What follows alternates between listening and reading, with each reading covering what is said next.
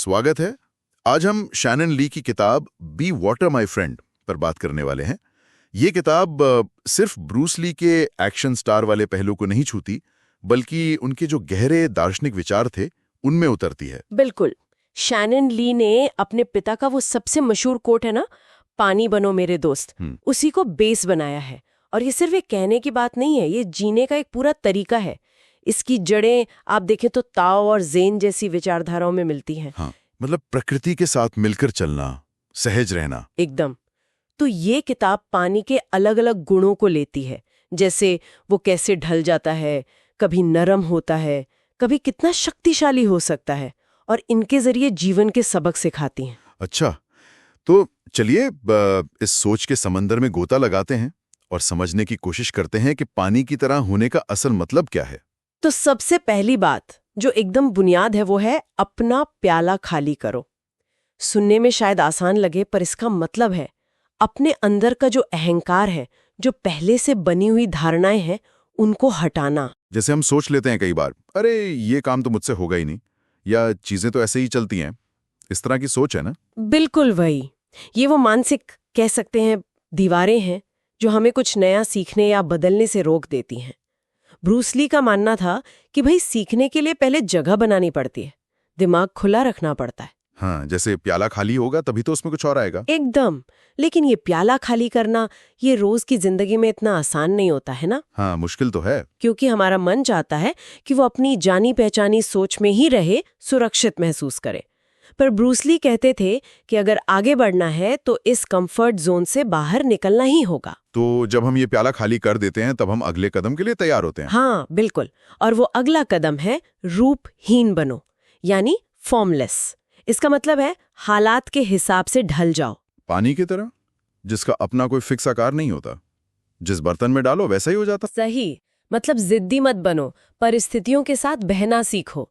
आप सोचिए, जब ब्रूस ली को हॉलीवुड में नस्लवाद का सामना करना पड़ा, हाँ, तो वो कड़वाहट में नहीं डूबे रहे। उन्होंने रास्ता बदला, हांगकांग गए और वहां अपना नाम बनाया। उन्होंने ये नहीं कहा कि दुनिया गलत है, बल्कि उन्होंने उस सच्चाई के साथ काम करने का तरीका ढूंढा। ये परिस्थितियों के आगे झुकना नहीं हुआ फिर। नहीं, ये समझदारी से अपना रास्ता बनाना हुआ, पानी की तरह बहना। और पानी की एक और खूबी है, हाँ, वो नरम भी बह सकता है, हाँ, और बहुत जोर से टकरा भी सकता है। सोचिए, एक शांत झील और एक भयानक बाढ़, दोनों पानी तो है। सही कहा। ये एक बड़ा दिलचस्प पहलू है। हाँ, और ये सिद्धांत हमें सिखाता है कि जिंदगी में कब नरमी से पेश आना है और कब अपनी बात पर दृढ़ रहना है, कब ताकत दिखानी है। ब्रूस ली खुद वो काफी शांत और विचारशील थे, लेकिन जब जरूरत होती थी तो पूरी इंटेंसिटी से, पूरी मुखरता से अपनी बात रखते थे। तो ये संतुलन साधना, यही असल कला है। बिल्कुल, ये संतुलन साधना। और ये संतुलन आता कैसे? शायद वर्तमान में रह के। किताब इस पर भी काफी जोर देती है ना। हाँ, निश्चित रूप से। ब्रूस ली अभी में जीने पर, मतलब प्रेजेंट मोमेंट अवेयरनेस पर बहुत जोर देते थे। वो मानते थे कि हम अक्सर या तो गुजरे हुए कल के पछतावों में अटके रहते हैं या आने वाले कल की चिंता में, और आज का पल हाथ से निकल जाता है। बिल्कुल। वो मार्शल आर्ट्स में भी यही सिखाते थे कि ज्यादा सोचो मत, एक्शन लेने से पहले 1000 विचार मत लाओ, वर्तमान पर ध्यान दो और शरीर को अपने आप सहज रूप से प्रतिक्रिया करने दो। दिमाग का शोर, उसे शांत करो। अच्छा, और इसी से शायद जुड़ा है अपनी सच्ची प्रकृति को व्यक्त करना। ब्रूस ली का जो मार्शल आर्ट था, जीत कुंडो, वो किसी बनी बनाई शैली को फॉलो नहीं करता था। इसका क्या मतलब था असल में? जीत कुंडो का मतलब ही है रास्ते को रोकने वाले हाथ का तरीका, the way of the intercepting fist. ये सिर्फ एक फाइटिंग स्टाइल नहीं था, ये एक जीवन दर्शन था। अच्छा, ब्रूस ली ने क्या किया, उन्होंने अलग अलग शैलियों से वो चीजें लीं जो उन्हें कारगर लगी। जो काम की नहीं थीं उन्हें छोड़ दिया और उसमें अपना कुछ खास जोड़ा। उनका मैसेज साफ था, किसी और की कॉपी मत बनो, अपना रास्ता खुद बनाओ, जो तुम असल में हो उसे खुलकर जियो। लेकिन रास्ते में मुश्किलें तो आती हैं, हमेशा आती हैं। किताब कहती है बाधा ही रास्ता है। ये सुनने में थोड़ा अजीब लगता है। हाँ लगता है, पर ये ब्रूस ली की जिंदगी का एक बहुत बड़ा सबक था जो उन्होंने खुद अनुभव किया। 1970 में जब उन्हें पीठ में वो गंभीर चोट लगी, हाँ सुना है मैंने, डॉक्टरों ने कह दिया था कि वो शायद फिर कभी मार्शल आर्ट्स नहीं कर पाएंगे।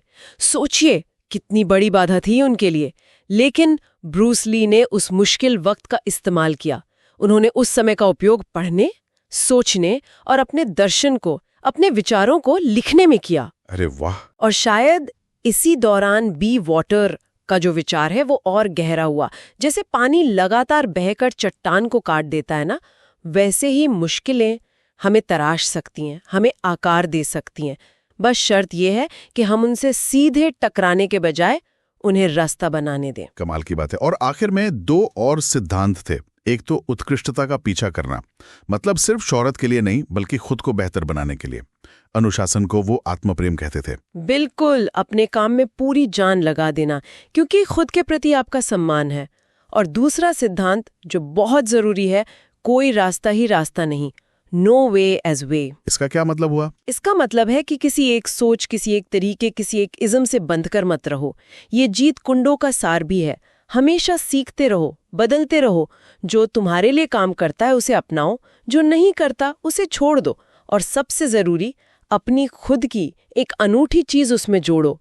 ज्ञान कहीं से भी आ सकता है, बस दिमाग खुला रखो। तो अगर हम सब कुछ समेटें तो शानन ली की किताब ब्रूस ली के दर्शन के जरिए हमें सिखाती है, अपना प्याला खाली रखो, यानी अहंकार छोड़ो, लचीले बनो, हालात के साथ ढलो। हाँ, और वर्तमान में जियो, बाधाओं को सीखने का मौका समझो। अपनी असलियत को खुलकर जियो, किसी की नकल मत बनो और किसी एक रास्ते या सोच से बंधकर मत रहो। बिल्कुल। ब्रूस ली का एक कोट है जो इस पूरी बात को बहुत खूबसूरती से कहता है, पानी तरल, नर्म और लचीला होता है, लेकिन पानी चट्टान को घिस देगा जो कठोर है और झुक नहीं सकती।